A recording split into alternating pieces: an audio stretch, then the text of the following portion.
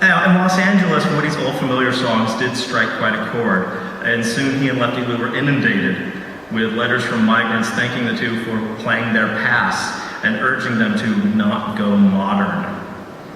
So in this way, Woody was actually a bit of a throwback to a disappearing world. The advent of radio changed the way people understood music, and especially the way music was performed. Music used to be like amateurs. It used to be something intimate, done on the back porch, and then it shifted to something that would gain one notoriety, where you would become a professional. So Woody essentially bought into even though he wanted to be a professional, there was putting on and there was putting on. And he was putting on with a small p. He also learned on the road the value of rewriting old familiar songs, particularly with new lyrics. He was clever and quick and knew the value of humor.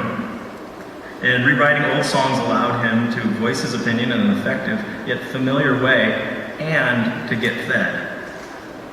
So we're gonna sing Do Re Mi, and we're gonna do it for a number of reasons. One is historically, Do Re Mi is an important song in the history of Los Angeles, particularly the history of the LAPD. It does document the abuses of the LAPD, which you hear later in the song from bands like Buffalo Springfield and particularly NWA. Next, this is kind of the spark of his political awakening, and I think it's important there. And as this song is played again and again, it gets more politically pointed. And finally, it spoke to common people about a common experience in a musical language that they were essentially hardwired to understand. It lyrically responds to Jimmy Rogers' California Blues, where you sleep out every night. And he saw that as Rogers was selling something that no one should be buying.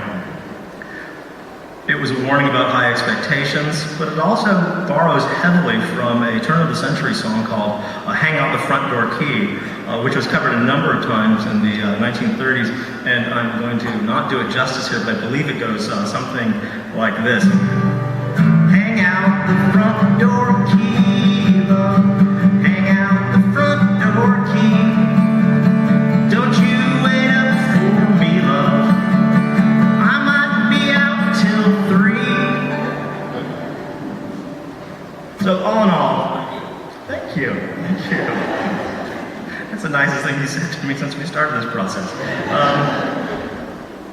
All in all, Woody had a knack for playing old familiar songs and essentially writing new familiar songs.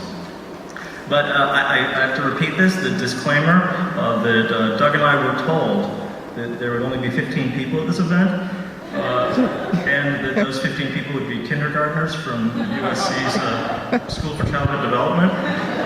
But we're silently dealing with that. And also that we are amateur musicians and magicians.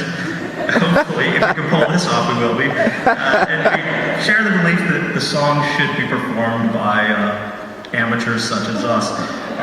Rendition should be loose, idiosyncratic, mistake-ridden, and earnest.